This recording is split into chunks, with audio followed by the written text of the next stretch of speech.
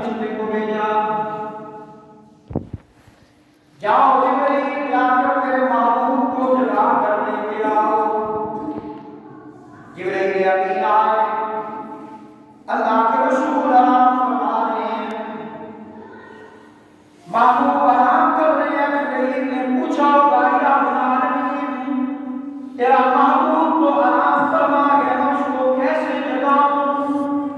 کیا ایسے جگاؤں جیسے بیٹا باپ کو جگاتا ہے، یا پھر ایسے جگاؤں جیسے شاگرد اپنے استاد کو جگاتا ہے؟ پاؤں دباؤں یا میں ہاتھ کو دباؤں یا میں سر کو دباؤں کہ وہ جاگتا ہے تو میں اس کو لے کے آؤں؟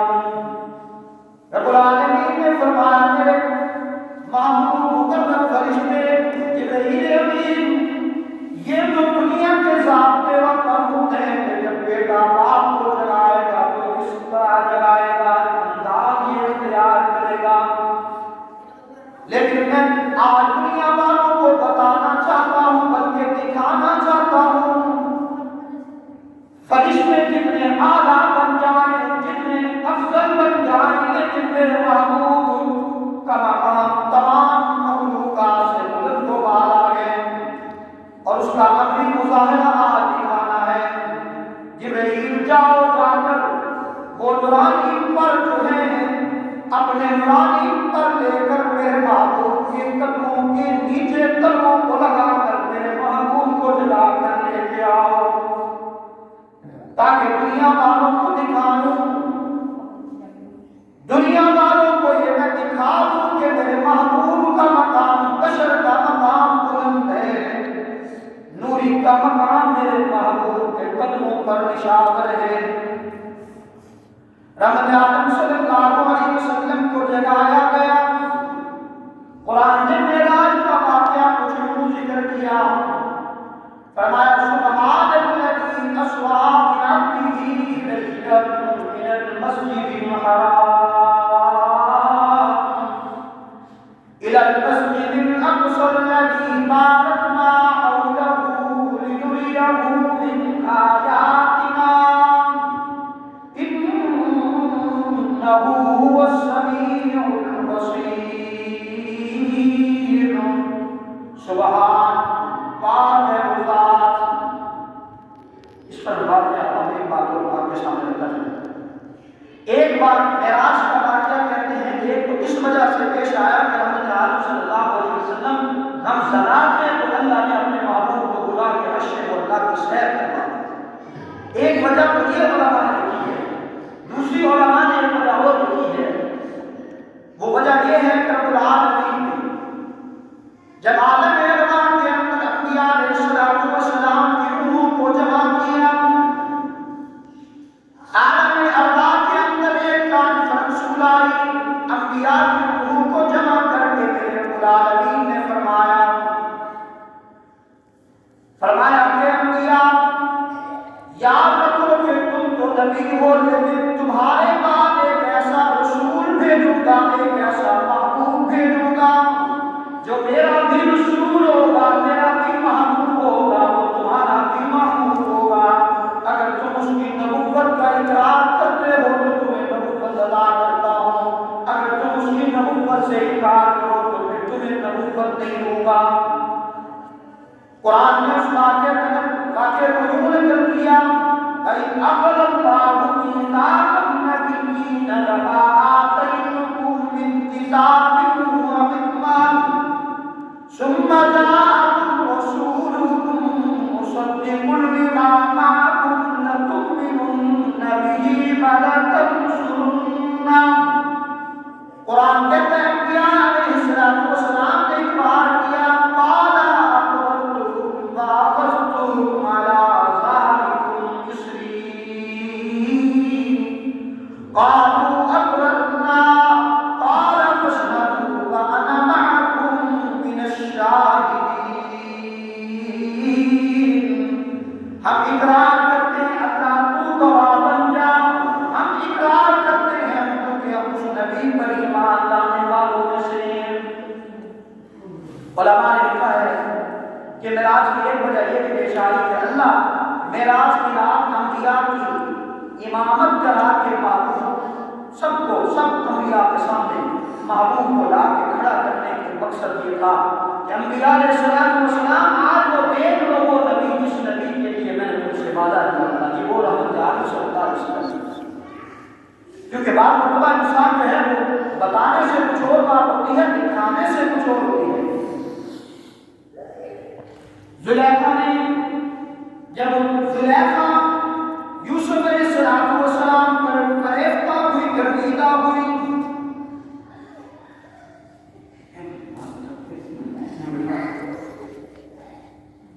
زلیخا جب یوسف پر گردیدہ ہوئی، پاگل ہوئی، مجنون ہو گئی، تو سب اس کی سہیلیوں نے کہا کہ زلیخا بڑی عجیب بات ہے کہ کوئی غلام پر فریفتہ ہو گئی ہے، مجنون ہو گئی ہے.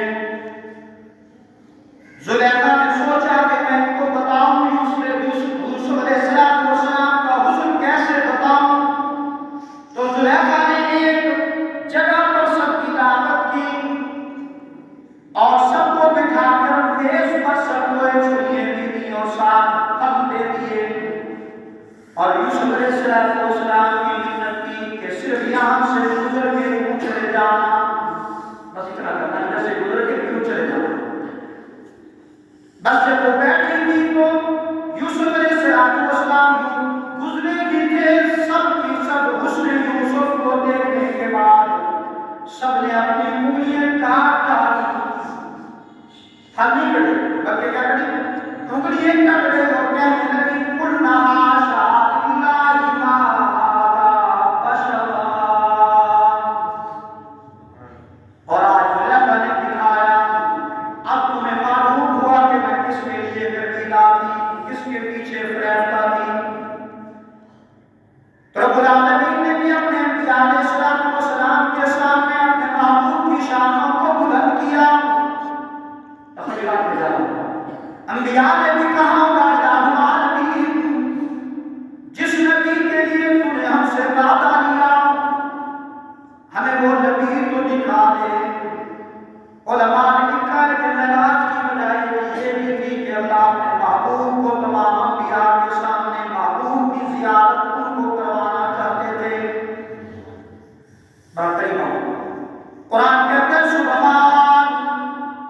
سبحان اللہ، سبحان پاک ہے وہ ذات، کون سی ذات جو تمام عیبوں سے پاک ہے. اس کا معنی اصل ہے تمام عیبوں سے ذات پاک ہے. لیکن علماء نے بات یہاں پر لکھی ہے کہ اگر عیبوں کی بات کی جائے اللہ تمام عیبوں سے پاک ہے تو نبی بھی تو عیبوں سے پاک ہے نا. تمام انبیاء عیبوں سے پاک ہیں، معصوم ہیں، خطا ہیں. اللہ نے ان میں کوئی عیب نہیں رکھا میرے دوست. تو پھر اس کا معنی کیا بنے گا؟ اللہ بھی عیبوں سے پاک، انبیاء بھی عیبوں سے پاک. تو یہاں پر علماء نے اس کے اندر تفسیر کے اندر ایک بات لکھی ہے، وہ یہ لکھا کہ انبیاء عیبوں سے پاک ہیں لیکن کمزوریوں سے پاک نہیں ہیں. توجہ کرو، کمزوریوں سے پاک نہیں ہے. کمزوری کیا ہے؟ انبیاء کا کھانا کمزوری ہے، سونا کمزوری ہے، بیوی بچے کمزوری ہے، اولاد کمزوری ہے، یہ ساری کمزوری ہے. آپ دیکھیں کہ انسان سارا دن کام کر کر کے شام کو جب آتا ہے گھر، جتنی طاقتور اس کے اندر جواب بھی پائی جائے لیکن پھر بھی وہ شام کے وقت یوں سو جائے گا. بے شک یہ عیبوں سے پاک ہے لیکن یہ کمزوری سے پاک نہیں، کمزوری ہے اس میں. تو میں اس کو یوں لیتا ہوں، سبحان پاک ہے وہ تمام کمزوریوں سے. انبیاء کھانے سے پاک نہیں ہے، سونے سے پاک نہیں ہے. سونا بھی مجبوری ہے انبیاء کی، کھانا بھی مجبوری ہے، پینا بھی مجبوری ہے، پہننا بھی مجبوری ہے، کمزوری ہے. بیوی بچے بھی کمزوری ہے لیکن رب العالمین تمام کمزوریوں سے پاک ہے. بلکہ اس کو تو نیند تو بڑی دور کی بات ہے. قرآن کہتا ہے لا تأخذہ سنۃ ولا نوم. نیند تو بڑی دور کی بات ہے نا، بہت دور کی بات ہے. اس کو تو اونگ بھی نہیں آتی، وہ اونگ سے بھی پاک ہے.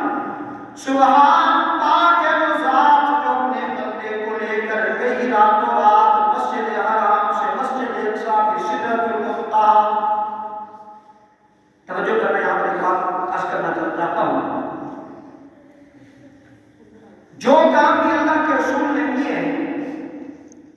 اللہ نے ان کاموں کی نسبت یوں کی ہے وَمَا رَمَيْتَ إِذْ رَمَيْتَ وَلَٰكِنَّ اللَّهَ رَمَىٰ. سب سے پہلے نسبت اللہ نے محبوب کی طرف کی ہے کہ محبوباً یہ کام آپ نے بھی کیا ہے اور ہم نے بھی کیا ہے. لیکن جب معراج کی بات آئی تو یہ نہیں کہا کہ محبوب آپ گئے ہیں، بلکہ فرمایا پاک ہے وہ ذات جو اپنے بندے کو لے کر گئی، تاکہ کل دنیا یہ نہ کہے، ابو جہل یہ نہ کہے کہ محبوب کے اندر میں گیا ہوں. اور پھر محبوب کیسے گئے ہیں؟ راتوں رات مسجد حرام سے مسجد اقصی کیسے گئے ہیں؟ پھر مسجد اقصی سے سدرۃ المنتہی محبوب کیسے گئے ہیں؟ تو رب العالمین نے فرمایا ان کے دماغوں پر ایک آزاد کو ختم کرتے ہوئے کہا کہ سبحان پاک ہے وہ ذات جو اپنے بندے کو لے کر گئی. یعنی محبوب اپنی مرضی سے نہیں گئے، لے کر جانے والا کون ہے؟ بلند آواز سے بولیے گا، کون لے کر جانے والا ہے؟ اللہ لے کر جانے والے ہیں. سبحان پاک ہے وہ ذات. سبحان. اور یہاں پر ایک بات عرض کرتا چلو، سبحان کہتے ہیں جہاں ہر چیز بس ختم ہو جاتی ہے. سبحان. آپ دیکھیے گا جب یونس علیہ السلام مچھلی کے پیٹ میں چلے گئے، بہت عرصہ تک رہے، آخر کار اللہ کی بارگاہ میں یہ التجا کی، رب العالمین میری طاقت میری ہمت ختم ہو چکی ہے. جواب دے گئی ہے لا الہ الا انت سبحانک انی کنت من الظالمین. سبحانک اللہ یہ کام تو ہی کر سکتا ہے، تیرے علاوہ کوئی نہیں کر سکتا. جب فرشتوں کے سامنے آدم علیہ السلام کی پیدائش کا وقت آیا، رب العالمین نے فرمایا کہ میں ایسی مخلوق پیدا کرنا چاہتا ہوں جو میری نائب ہوگی. وَإِذْ قَالَ رَبُّكَ لِلْمَلَائِكَةِ إِنِّي جَاعِلٌ فِي الْأَرْضِ خَلِيفَةً. میں اپنا نائب بنانا چاہتا ہوں، میں اپنا خلیفہ بنانا چاہتا ہوں. فرشتوں نے کہا یا معلوم اس تفصیل میں جاتا ہے، یہ کیسی مخلوق پیدا کرے گا جو دنیا میں جا کے فساد برپا کرے گی؟ رب العالمین نے فرمایا جو میں جانتا ہوں وہ تم نہیں جانتے. قال انی اعلم ما لا تعلمون. جو میں جانتا ہوں وہ تم نہیں جانتے. پھر فرشتوں کے سامنے رب العالمین نے کچھ چیزوں کے نام رکھے، بتاؤ ان کے نام. فرشتوں نے تو نام بتائے لیکن آدم علیہ السلام نے بتا دیے. تو رب العالمین کے سامنے فرشتوں نے بھی کہا وَنَحْنُ نُسَبِّحُ بِحَمْدِكَ وَنُقَدِّسُ لَكَ. وَنَحْنُ نُسَبِّحُ، تو سبحان وہی پہ آتا ہے کہاں ہر چیز جواب دے جاتی ہے. ابھی ہم نے جمعہ کی نماز پڑھی ہے، اصل آپ حضرات کی نمازی ہیں، اللہ سب کو 5 وقت نماز کی توفیق عطا فرمائے جماعت کے ساتھ. انسان جب نماز کے لیے کھڑا ہوتا ہے تو تکبیر اللہ اکبر کہنے کے بعد سب سے پہلے کیا بولنے کہتا ہے؟ پڑھیے گا سبحان سبحانک اللہم یا العالمین. باہر میں چوری تھا، باہر میں علامہ تھا، باہر میں بڑا نمبردار تھا، وزیر تھا، بادشاہ تھا، لیکن اب تیری بارگاہ میں آ گیا ہوں. اب سب کچھ تو ہے، پاک ذات تو ہے، عیبوں سے بھی پاک تو ہے، میں کمزور ہوں.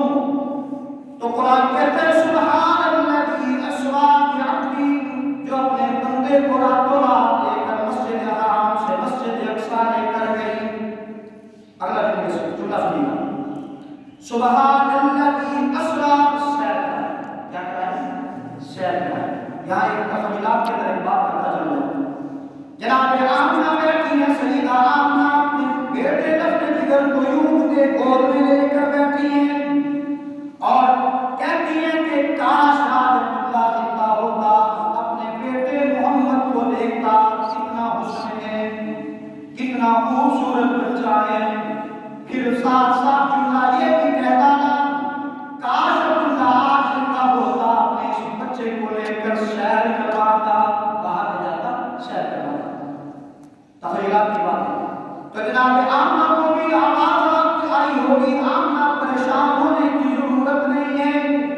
اگر تیرے اس بیٹے کو ہم نے یتیم بنایا، یتیم پیدا کیا، تو اس کا پالنہار بھی تو میں ہوں۔ اگر اس کو کھلونوں کی ضرورت پڑی تو یہ چاند کی طرف انگلی اشارہ کرنا اس کا کام ہے، چاند کو 2 ٹکڑے کر دینا اس ہمارا کام ہے، یعنی کھلونا بنا دینا میرا کام ہے، رب العالمین نے فرمایا۔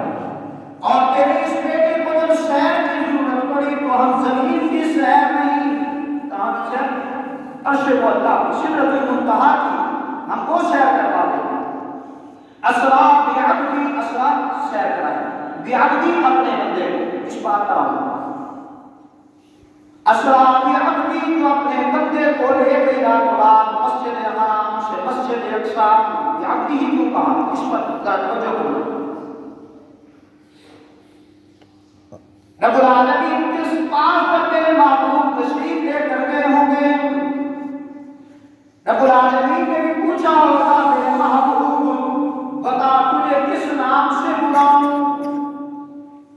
دنیا داری کے اندر بھی ہوتا ہے نا، جب شاگرد بڑا لائق بن جائے، شاگرد بڑا کامیاب بن جائے، تو استاد شاگرد سے بھی کبھی کبھی پوچھ لیتا ہے اب تمہیں میں علامہ کہوں، مفتی کہوں، کیا بولوں؟ اتنا بڑا جو اللہ نے تجھے مقام دے دیا تو تجھے کیا بولوں؟ تو شاگرد لائق ہو تو اتنا کہہ دیتا ہے استاد جی آپ مجھے اپنا برخوردار بیٹا کہہ دیں یا اپنا نوکر کہہ دیں تو میرے لیے بہت بڑی سعادت کی بات ہے۔ رب العالمین نے بھی پوچھا ہوگا محبوبہ تجھے کس نام سے پکاروں، کیسے پکاروں؟ میرے محبوب نے بھی عرض کی ہوگی الہ العالمین تو نے یا ایھا المزمل بھی مجھے کہا، یا ایھا المدثر سے پکارا، یاسین سے بھی پکارا، طٰہٰ سے بھی پکارا، اور یہاں تک کہ میرے چہرے کی بھی قسمیں کھائیں، کہیں والضحیٰ کہیں واللیل اذا سجا کہا، کہیں لا اقسم بہذا البلد کہا، لیکن الہ العالمین میرا دل یہ چاہتا ہے مجھے بندہ کہہ دیں، یہ میرے لیے بڑی سعادت کی بات ہوگی۔ بعبدی، یہاں پر میرے پیغمبر رسول بھی ہیں، میرے پیغمبر نبی بھی ہیں، لیکن قرآن نے سبحان الذی اسریٰ نبی ہی نہیں کہا، رسول ہی نہیں کہا، بلکہ قرآن نے کیا کہا؟ سبحان الذی اسریٰ بعبدہ لیلا من المسجد الحرام الی المسجد الاقصی الذی بارکنا حولہ۔ آخری بات اسی پر کر کے بات کو ختم کرتا ہوں، پھر میری معراج کے متعلق اگلے کا بیان کروں گا اگر زندگی نے اجازت دی تو۔ بعبدہ لیلا، اللہ جل آ ہے لیلا، محبوب کو جب معراج ہوا تو کب ہوا؟ بولیے گا، قرآن کہتا ہے لیلا، لیلا رات کو بولتے ہیں، معراج ہوا رات کو، دن کو کیوں نہیں ہوا؟ دن کو ایک وجہ علماء نے یہ لکھی ہے کہ اللہ اپنے محبوب کے یار غار صدیق اکبر کو صداقت کا انعام دلوانا چاہتے تھے۔ ایک تو دن کو ہوتا تو سب کون دیکھتے، معجزہ تو اسے کہتے ہیں نا، اور تصدیق کا کسی کو کہتے ہیں۔ ابو بکر صدیق سے جب کسی نے پوچھا تو یہ کہے کہ راتوں رات مسجد حرام سے مسجد اقصی تک گیا ہوں تو یہ بات مانی جا سکتی ہے۔ تو ابو بکر صدیق نے کہا کوئی اور کہے تو وہ جھوٹا ہے، کذاب ہے، دجال ہے، لیکن میرا محمد کہے صلی اللہ علیہ وسلم وہ تو سچوں کے ایمان ہیں، وہ تو یہاں پہ بات کر رہے ہیں، وہ اس سے بھی بلند بات کریں تو ابو بکر اس کی بھی تصدیق کرنے والا ہے۔ اور دوسری بات یہ ہے کہ دن اور رات کے اندر رات کو زیادہ دخل اندازی اللہ نے دی ہے۔ بہت ساری جگہوں پہ رات کا ذکر کیا، جیسا کہ قرآن کہتا ہے اِنَّا أَنزَلْنَاهُ فِي لَيْلَةِ الْقَدْرِ، اور اسی طرح کئی موقع پر قرآن نے رات کا ذکر کیا۔ اور اسلامی تاریخ جو ہے میرے دوستوں وہ رات سے شروع ہوتی ہے، دن کو نہیں۔ یہ انگریز یہود و نصارہ کی بات ہے، ان کے کیلنڈر ان کی اس میں وہ دن کو شمار کرتے ہیں، اسلام ہمیشہ رات کو شمار کرتا ہے۔ آج دیکھیں ابھی ہم عصر کی نماز آج کی ڈیٹ میں پڑھیں گے، مغرب کی نماز ہم اپنی ڈیٹ میں پڑھیں گے، ہجری کے اعتبار سے کریں۔ تو ہم میرے دوستوں رات کے اندر بہت ساری حکمتیں ہیں، اللہ نے محبوب کو راتوں رات معراج کروایا۔ یہ تفصیلی بات انشاءاللہ آئندہ جو ذکر کروں گا کہ محبوب وہاں سے کیسے اٹھے، کیسے گئے، کس چیز پر گئے، پھر وہاں سے کیسے آگے گئے، زندگی باقی تو انشاءاللہ آئندہ جو بات ہوگی۔ ایک دوسری آیات کریمہ میں نے پڑھی ہے، اس پر بات کر کے اپنی بات کو ختم کرتا ہوں۔ جو آج کل بہت شور مچا ہوا ہے ہمارے ملک کے اندر، ایک مارچ کے نام سے، 8 مارچ خواتین کے حقوق کے نام سے ایک مارچ یعنی نکالنا چاہتے ہیں۔ پچھلے سال بھی نکالا گیا تھا لیکن بے حیائی کو فروغ پچھلے سال کچھ کم تھا، اس سال کوشش زیادہ ہو رہی تھی۔ وہ نعرہ یہ ہے کہ میرا جسم میری مرضی، نہ جسم ہمارا ہے نہ مرضی ہماری، جسم بھی اللہ کا ہے، مرضی بھی اللہ کی ہے۔ قرآن کے اندر اللہ نے فرمایا میں نے جن اور انس کو اپنی عبادت کے لیے بنایا ہے، اپنی مرضی کے لیے نہیں بنایا کہ پیدا کر دیا کہ جاؤ اپنی مرضی کرو، ایسا نہیں۔ تم عورتوں کے حقوق کی بات کر رہے ہیں، جتنا اسلام نے عورتوں کو حقوق دیے ہیں کسی اور مذہب نے نہیں دیے۔ ہندو نہیں اجازت دیتا، اتنے قانون اتنی سہولیت نہیں دیتا اس عورتوں کو جتنی اسلام نے دی ہے، لیکن عورت رہے بشرطے کی، یہی وجہ ہے۔ اور میں یہ بات کرتا ہوں تو غلط نہیں ہوگی، عورتیں تو اسلام کا جتنا احسان عورتوں پر ہے، عورتیں احسان اتارنے پہ آئیں، ساری زندگی جتا دیں، یہ احسان نہیں اتار سکتا۔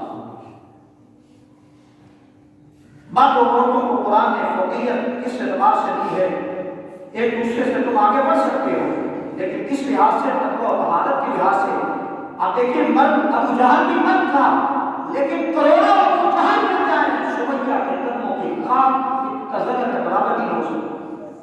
کیوں؟ سمیہ رضی اللہ تعالیٰ اسلام کی پہلی شہیدہ جو ہے وہ حضرت سمیہ رضی اللہ تعالیٰ عنہ، اور سب سے پہلے اسلام کو جس ہستی نے قبول کیا ہے سیدہ خدیجہ رضی اللہ تعالیٰ عنہ۔ قرآن نے دونوں کو، مرد اور عورتوں کے حقوق کی بات کی ہے، لیکن فرمایا کہ توجہ کرو، قرآن کے اندر ان المسلمین والمسلمات والمؤمنین والمؤمنات والقانتین والقانتات والصادقین والصادقات والصائمین والصائمات والحافظین فروجهم والحافظات والذاکرین اللہ كثيرا والذاكرات أعد الله لهم مغفرة وأجرا عظيما۔ فقط اجازت دے تو میں اس کی تفصیل بیان کرتا رہا، آخر بات کر کے بات کو ختم کرتا ہوں۔ یہ بات جو نکل رہا ہے، اگر یہ اس لحاظ سے نکلتا کہ ہمیں وراثت میں حقوق دیا جائے، ہماری وراثت میں حقوق غصب کیے جاتے ہیں، تو ہم بھی تسلیم کرتے کہ یہ مارچ کوئی عقل کو لگنے والا ہے۔ اگر یہ اس بات کو نکلتی کہ ہمیں اسلامی معاشرہ دیا جائے، اسلام نے عورت کو حقوق دیے ہیں، یاد رکھیے گا آپ حضرات بھی مرد بیٹھے ہیں، میں بھی مرد ہوں، یہاں تک علماء نے لکھا ہے کہ اگر بیوی آپ کے بچے کو دودھ پلاتی ہے تو بیوی اجرت لے سکتی ہے، وہ آپ کے گھر آپ کی خدمت کرتی ہے، آپ کے کپڑے دھوتی ہے، اس کی اجرت بھی لے سکتی ہے۔ اور دونوں چیزیں ہیں، گھر کی سربراہ جو بنایا ہے اسلام نے عورت کو بنایا، یہ گھر کے تمام امور عورت کے سپرد ہیں، اور باقی باہر کے معاملات مرد کے سپرد ہیں۔ اور اگر یاد رکھیے گا یہ عورت پر مرد کا ہاتھ نہ ہو تو عورت ایسے سلامت نہیں رہ سکتی۔ بہت سارے لوگ ایسے دنیا میں، بہت ساری عورتیں ایسی ہیں جو بھائیوں سے جدا ہوئی، باپ سے جدا ہوئی، پھر دنیا کے اندر ٹھوکریں کھا رہی ہیں، لیکن ان کو کہیں امن سکون نہیں ملتا۔ اور مردوں کے لیے بھی یہ حکم ہے، مرد کو اللہ نے عورت کا سربراہ بنایا، عورت کا یعنی خامد بنایا ہے، یا باپ بنایا ہے، یا بھائی بنایا ہے، تو وہ بھی میرے دوستوں بھائی اور خامد اور باپ کی حیثیت سے رہے۔ یہ نہیں کہ وہ عورت کو اپنی لونڈی بنائے یا غلام سمجھے، ایسا نہیں ہے میرے دوستوں، اسلام اس کی بھی اجازت نہیں ہے۔ اسلام کہتا ہے یہ اس وقت کی باتیں ہیں، آج تو اگر بیوی نے نمک ڈال دیا زیادہ سالن میں تو میں بیٹھا ہوں یا کوئی بیٹھا ہے جذباتی انداز میں، شام کو اپنے گھر دفع ہو جانا تو یہ طلاق ہے، پھر مولوی صاحب کے پاس آنا، مولوی صاحب میں غصے میں طلاق دے بیٹھا ہوں۔ کبھی آپ بتائیے کبھی پیار میں بھی طلاق ہوئی ہے؟ کبھی کسی نے کہا ہو شام کو اپنی بیوی کے پاس گیا ہو کہ بیوی صاحبہ آج مجھے دو آپ پیاری لگ رہی ہیں، خوبصورت لگ رہی ہیں، حسین و معجبین ہے، لہٰذا یہ تو ختم 3 طلاقیں وصول کر لیں، کبھی ہوا ہے؟ اور پھر جناب وہ نشے کی حالت میں تھا،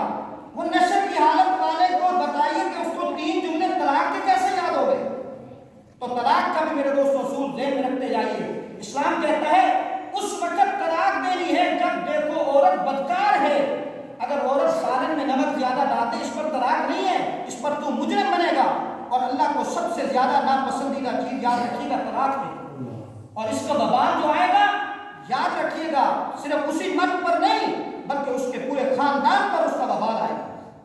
طلاق کے بھی اصول ہوتے ہیں، جب عورت بدکاری میں تلائے، وہ مرد کو عزت کو خاک میں ملا دے، تب اسلام کہتا ہے اب تو اس طرح کر کے اب اس سے اپنا بستر علیحدہ کر۔ طلاق اب بھی نہیں ہے، بستر علیحدہ کر، ہو سکتا ہے اس کو کل آ جائے، پھر اس کے بعد اسلام کہتا ہے اگر بات نہیں آتی تو ڈانٹ ڈپٹ کی حیثیت کیا ہے؟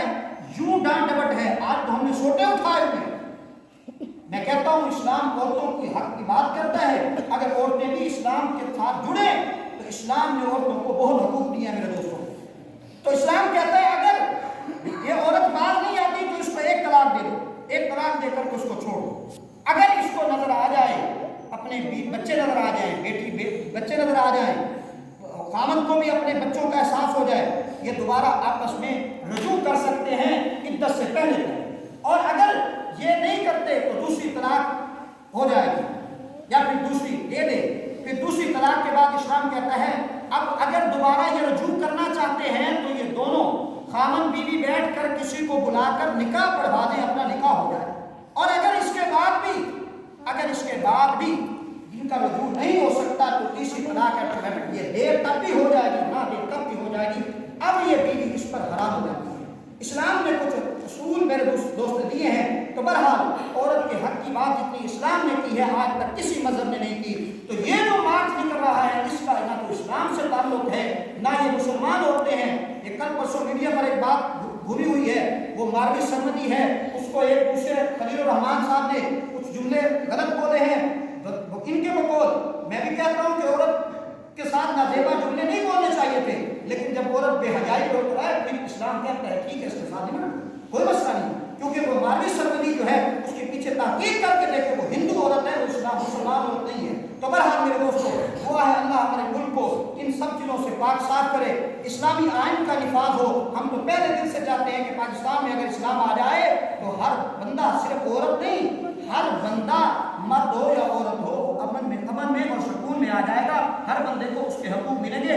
اب تو سب کچھ جناب وزیر اعظم ہو یا وہ مشیر ہو، جو بھی آتا ہے وہ سب کے سب اپنا پیٹ بھرنے کے تلے ہوئے ہیں، لیکن اسلام جب آئے گا جو بادشاہ کو تنخواہ ملے گی وہی تنخواہ مزدور، اور جو مزدور کو ملے گی وہی بادشاہ کو ملے گی۔ تو دعا فرمائیں اللہ تعالیٰ اس ملک کا حامی ناصر ہو۔ یہ بہت قربانیوں سے یہ ملک ملا ہے اور کلمے کے نام پر یہ ملک بنا ہے۔ دعا فرمائیں اللہ ہمیں ان تمام فحش بریانی سے ہمارے ملک کو پاک صاف کرے۔